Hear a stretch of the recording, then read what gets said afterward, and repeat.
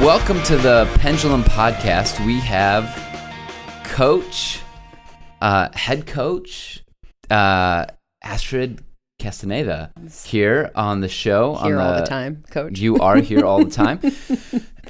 And why don't you tell our listeners, our members, whoever you are, a little bit about yourself? Sure. So I have been in fitness for a little over, 7 years now. Fun fact, Drew gave me my first fitness job in 2012 as a baby trainer at 24 Hour Fitness in Pasadena, right down the road. I had just graduated from college, had no real idea what I wanted to do, and told myself, I'll never be a personal trainer.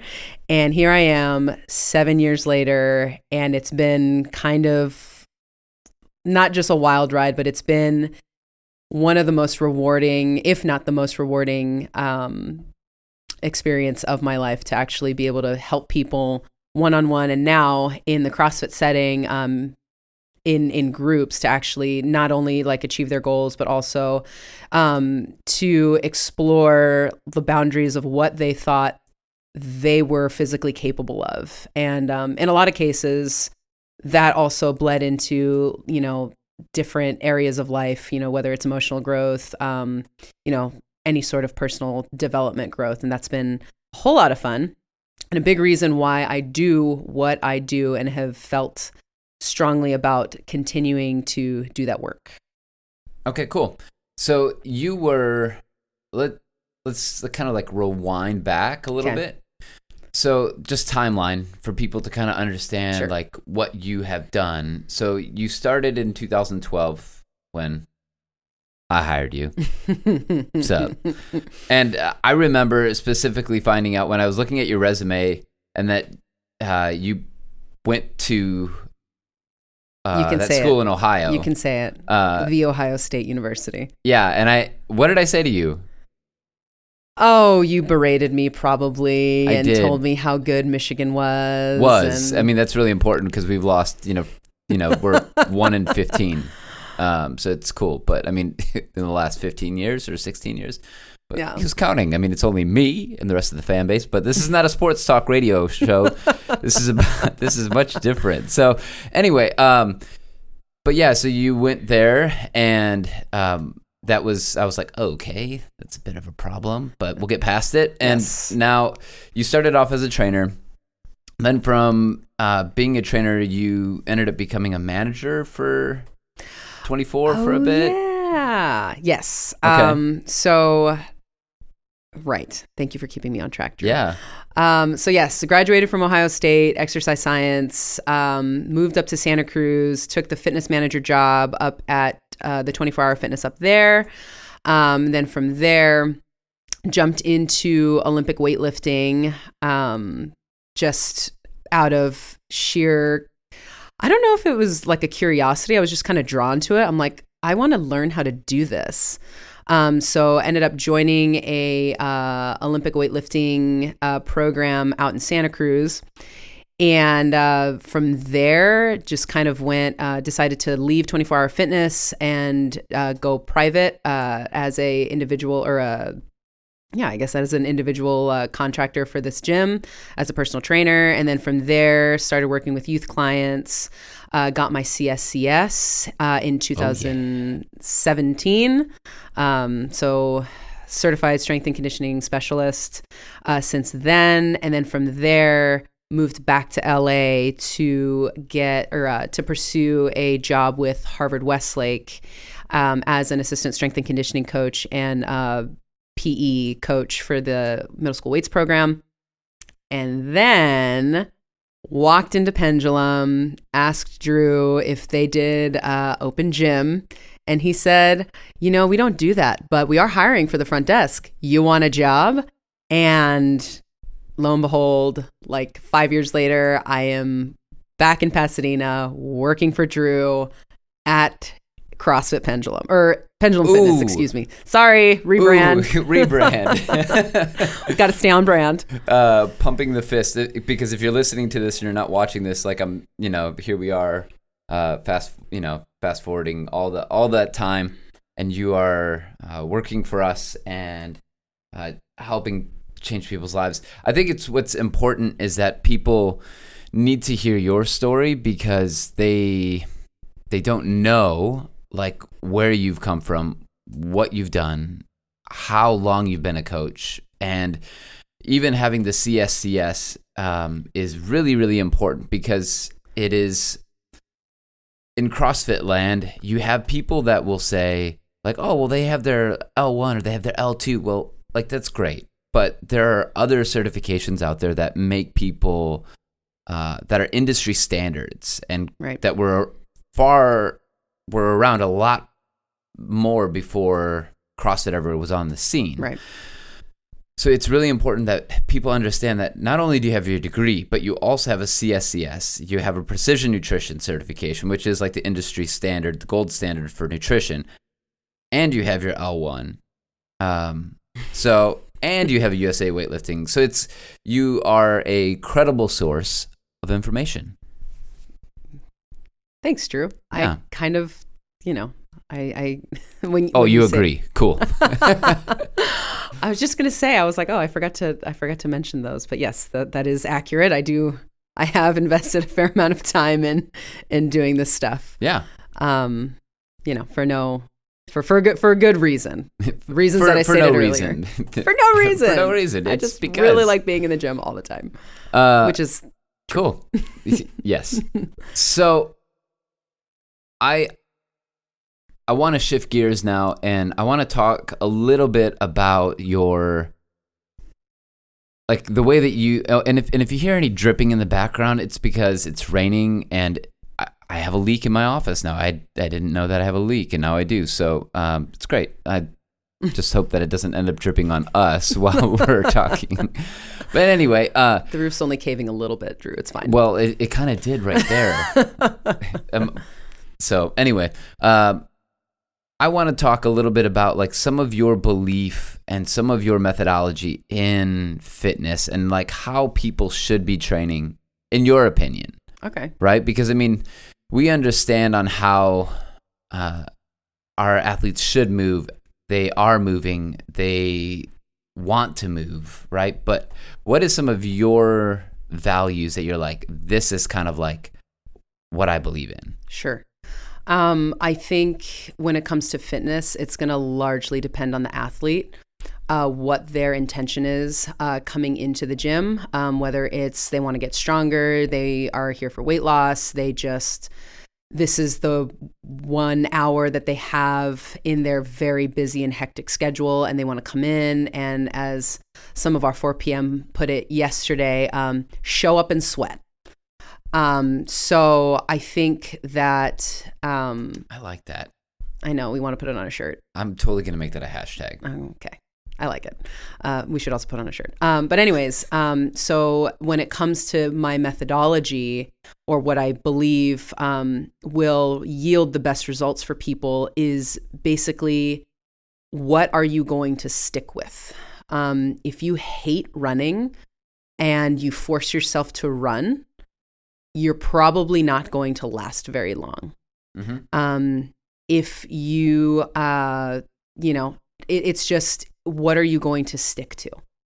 And I think a lot of that is going to come down to how much do you enjoy what you're doing? How supported do you feel, whether it's community or coaching or, just the people around you? Like, how much are they kind of, in your corner? And, and I'm biased. I am obsessed with strength training. I think it's the best. But I think that just in general, I think it's really valuable for people to be doing some kind of strength training 3 to 4 days a week, not just for aesthetics or to be able to, squat 400 pounds, but also because long term, you're investing in your lean muscle, which basically I kind of see it as like a bank account. Mm-hmm. Like anytime you do some sort of strength training, you're telling your muscles, hey, we want to hold on to this lean mass for as long as we can because you need it. And then just kind of looking long term, the more that we can tell those muscles that it's really important for you to stick around, the better it's going to be for not just your mobility, not just your balance, but just like longevity in general, right? You're going to be, as Mark Ripito would put it, harder to kill. Yes. So that's kind of just in a nutshell.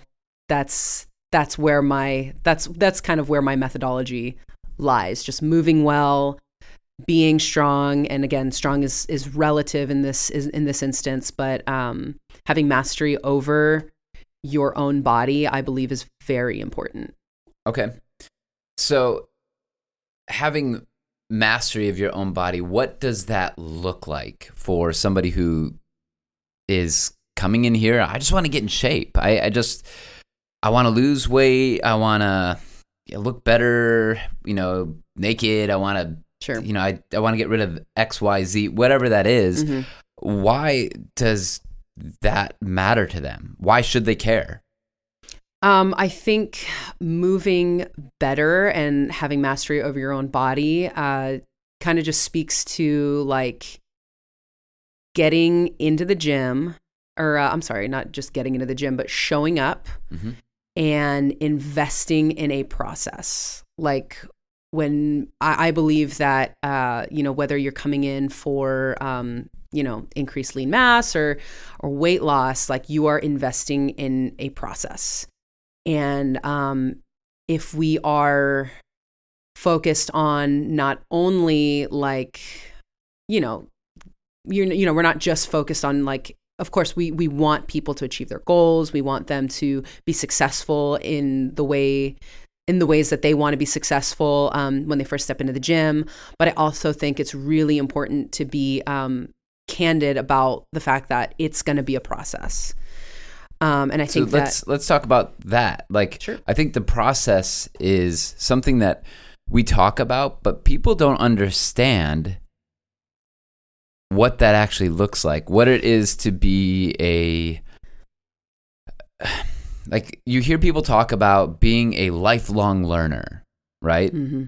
But what if your body is also that lifelong learner, right? What if your body is that thing that it is? It's a practice. Like I like to refer to movement as a movement practice, right? Like what we do in here is not something that just is solved in 6 weeks, right? Right. It's not going to happen in a 6-week challenge. That's great. That was just the thing that got you through the door. Right. But what is a process and being committed to that process? Because you're one of the few athletes that I have met and coaches that is okay with improving 5 pounds on something over a course of a year and being so stoked about that.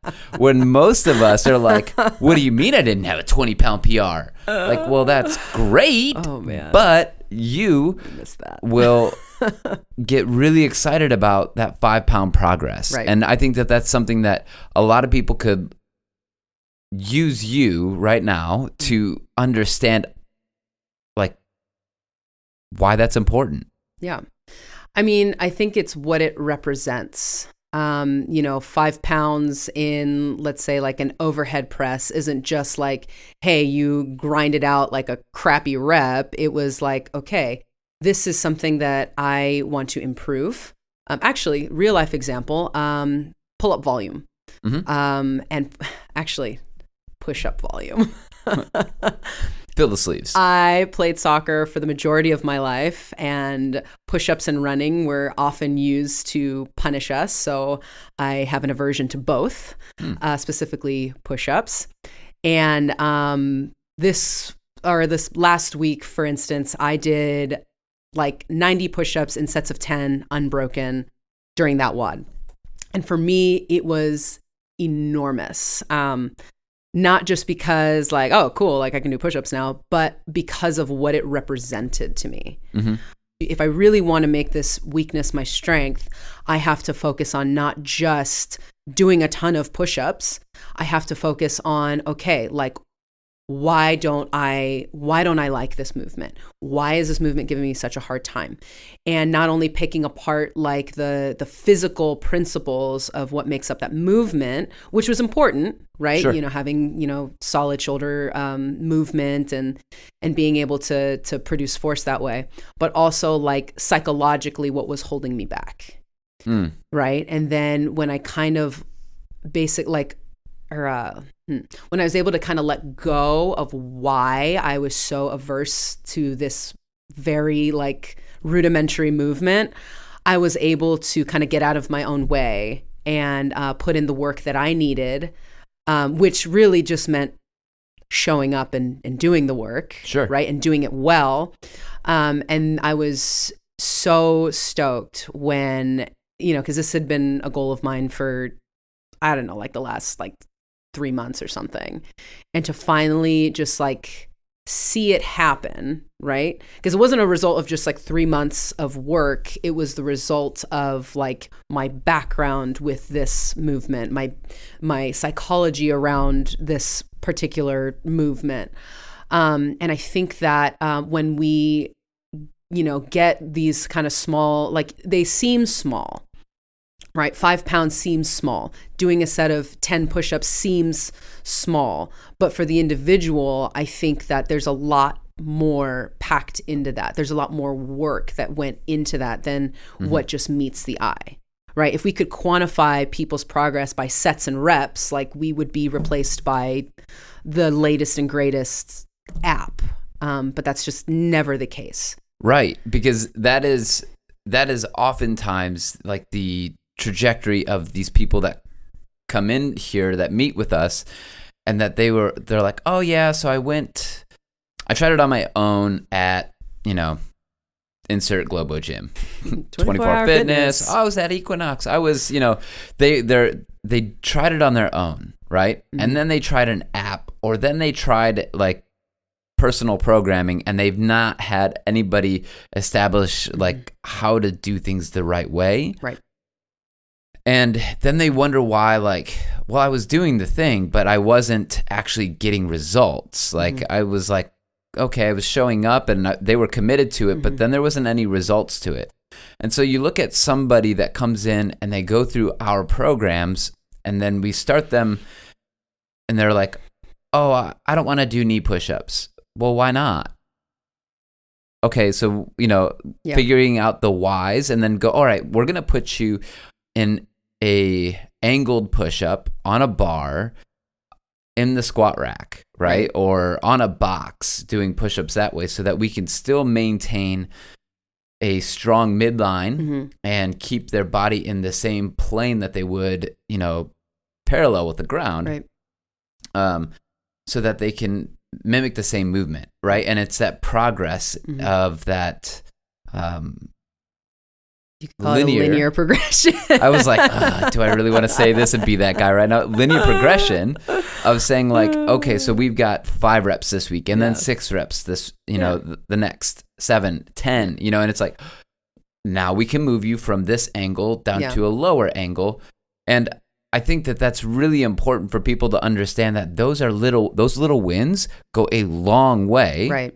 And it's not just I was able to get, 10 sets of 10 unbroken. Like, that's a huge win. That's a great thing. We're not doing Murph yet, but I mean, like, if we were preparing for Murph, maybe, I think we should always be, that's so many reps in one workout, that if you prepare for it, you can do that. CrossFit right? is just preparing for Murph year round. All the time.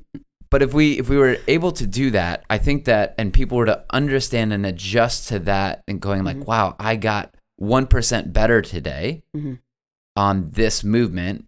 And instead of just trying to burn through all of the reps in a workout so that they could have the fastest time on the leaderboard, they would actually have breakthroughs in their fitness. Right.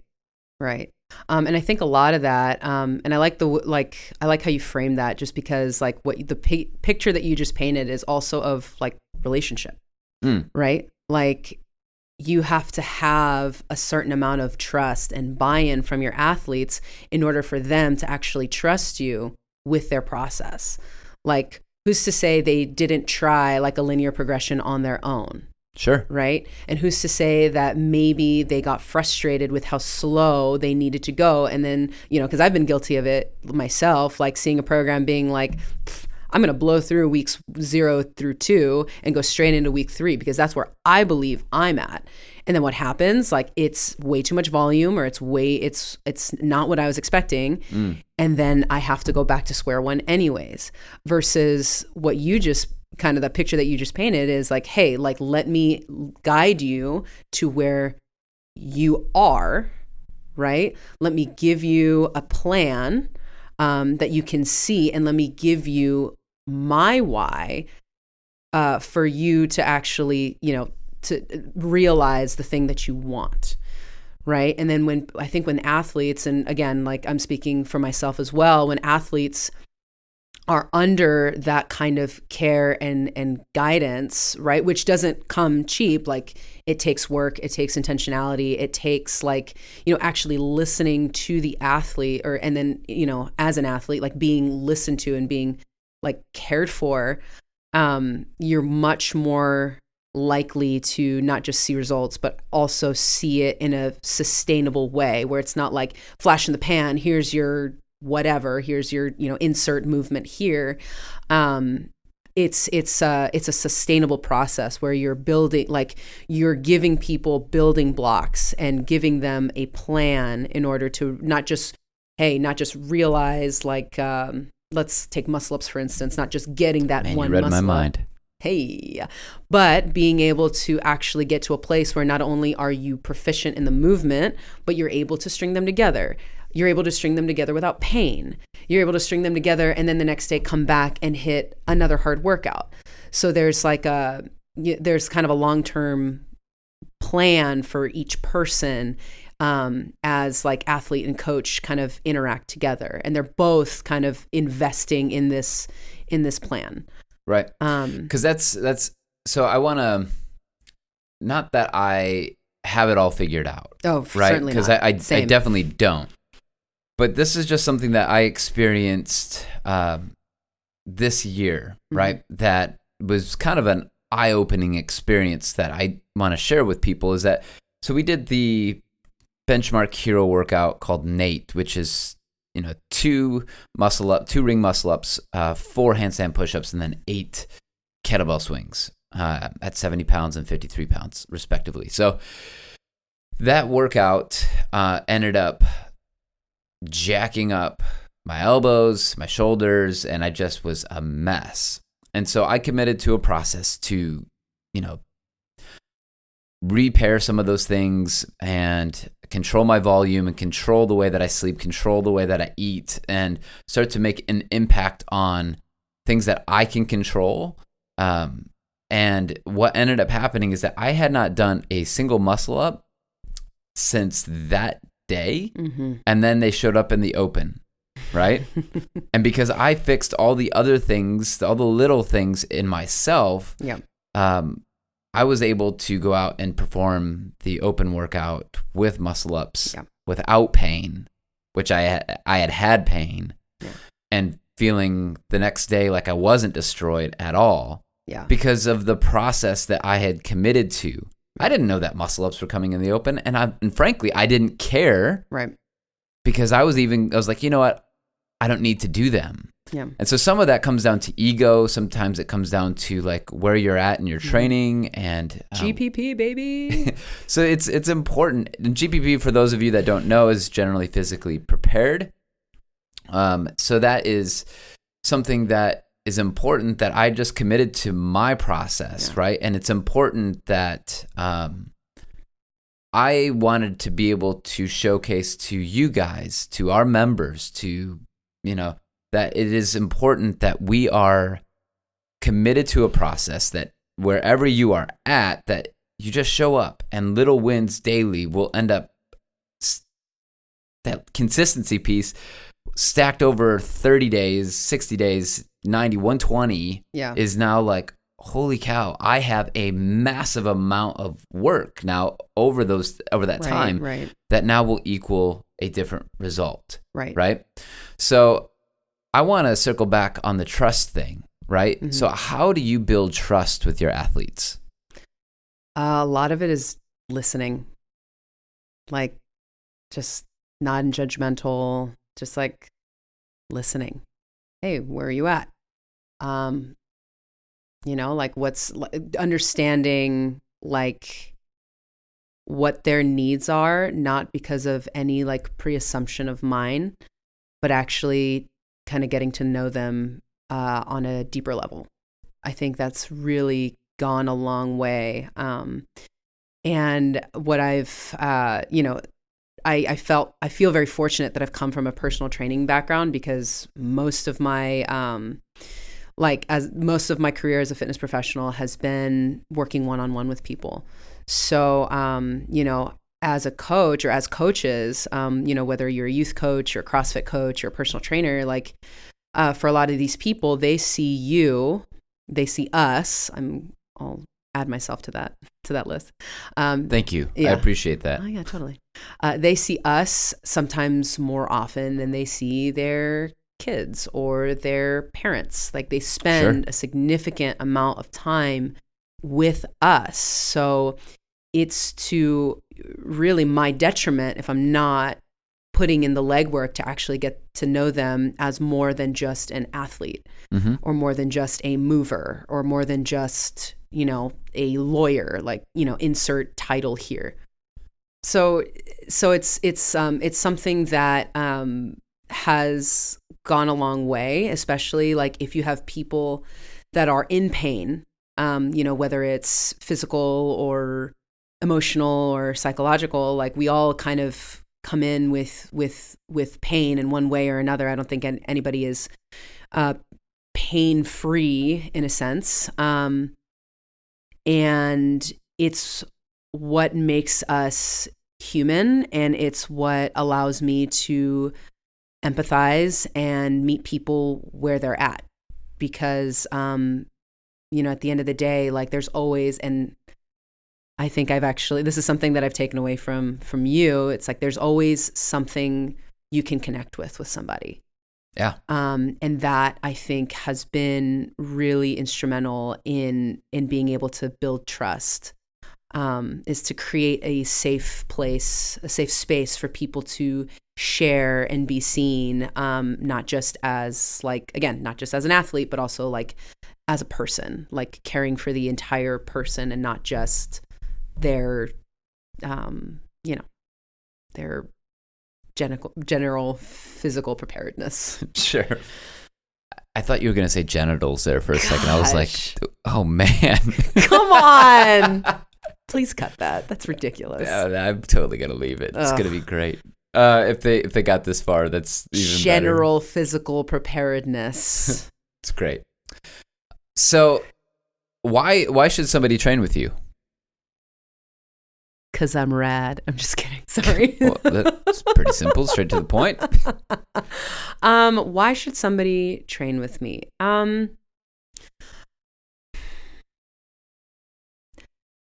I think, and if I can maybe spin that question a little bit, I think people would benefit from training with me because, I will probably force you to slow down.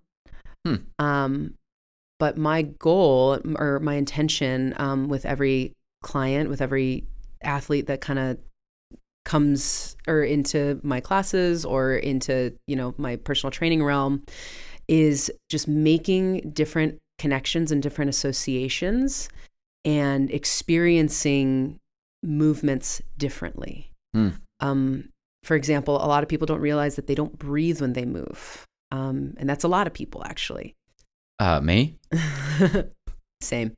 And then once they begin to start matching their breathing pattern with their movement and not letting themselves getting to a point where they are outpacing their breathing, movement or an exercise just in general become a lot more, it seems easier. And I want to put seems kind of in quotation marks, just because like they're not operating from a place of panic. They're operating out of a place of, and I think control is the wrong word, but they're operating out of a place of more, I'd call it like composure. Sure. So being able to actually be able to compose themselves in the middle of a heavy lift or a long Metcon or whatever it might be, I think that creating different associations with exercise, with training, with movement is a large part of what I do. Mm-hmm. A lot of times I'll frame it in the sense of like you're experiencing gravity differently. Sure. Right. Instead of thinking like I need to get stronger to lift this weight, it's, well, how can I make this weight feel lighter? Right. And then it's the discussion becomes a little different, and it becomes a little bit more like nuanced in terms of like asking the question, well, what do you feel when there's a heavy deadlift bar in front of you? Whether it's psychological or whether it's how it actually feels in your hands, like how can we adjust so that it doesn't feel so scary or it doesn't feel so heavy? Because then, you know, at least in the realm of strength training, like if we can get that first microsecond to feel lighter, your chances of making the lift or being successful in that workout increase dramatically. I think it also comes down into confidence. Yeah. Right? Because a lot of that is that now that somebody has learned on how to move properly, not that we were doing a bad job before, but like when you are teaching group classes, right? It's hard to be able to get to the subtle nuances that you can in one-on-one. Sure. Right? The one-on-one stuff allows for you to get to the minute stuff and to pay more attention to that person while they're moving. And it's like, oh, there you are. There you are, Peter. To be fair, Drew has called my personal training sessions boring to watch. Just want that on the record. Wow. Not but you know what? Out. If you look at our clients' results over the last year and some change, my goodness, like one woman in particular, when she started, she couldn't squat. Yeah. She couldn't, like she had to use assistance to sit down. Yeah. Right? Yeah. And now, like, I mean, she's squatting, she's doing lunges, like the amount of progress that this person has had is astronomical, right? And she's also reached her goals. She's lost weight. She's transformed her body. Confidence is like gone through the roof. But that is, I think those things are byproducts to the process. Yes, absolutely. And that is the largest thing that, you know, like, commit to the process, watch things happen and change, and the trust is earned. It's not given. It's, you know, like that's a part of that thing. And I remember being in college, and I had a friend tell me, he's like, dude, being a leader and being somebody that people like respect and trust is earned. Yeah. Like that's not just something to be like, oh, I carry this title and suddenly everybody wants to like follow me. If that was the case, you know, I mean, a lot of things would be different, but, anyway, so I want, your system, your process has led these people to get results. And that's been really, really exciting. And like, even today, like, one of our members, who used to train with you is now in classes, and she was benching today. And I was like, my goodness, look at her technique. I was just like, this is, I mean, like, there was confidence there. There was like, she belonged, she knew she belonged. And that was really exciting to see that. And so, and it's not like she was moving like the heaviest bar in class, but it was the way she was attacking her movement. And that lift in particular was really, really exciting. So where can people find you? Like, how can they find you? How can they learn more about you? And yeah, so how can they do that? Sure. Come find me at the gym. Oh, okay, great. I admittedly do not have a great social media presence. It's true. Sorry. It's true. But you can shoot me an email. You can shoot me a DM on Instagram. I am on Instagram. Is this what you needed to know? Yeah, I mean, okay. If you wanted to do that, I know that your email is astrid@pendulum.fit. That's right. So you could send her an email there. Or you can, I think the best way to to actually find me, have a conversation with me would be to just come into the gym. Totally. Because you're here all the time. I am. Especially in the evenings. Come through. Well, thank you so much for being on the show. Yes. And I had fun. I did too. Yeah. Sorry, all right. I feel awkward, but you were great. Oh, so okay. Thank you guys so much. Tune in to next week as we've got more great things coming out, and we'll hope you enjoyed the show. And as always, live life in motion, and we'll see you next week.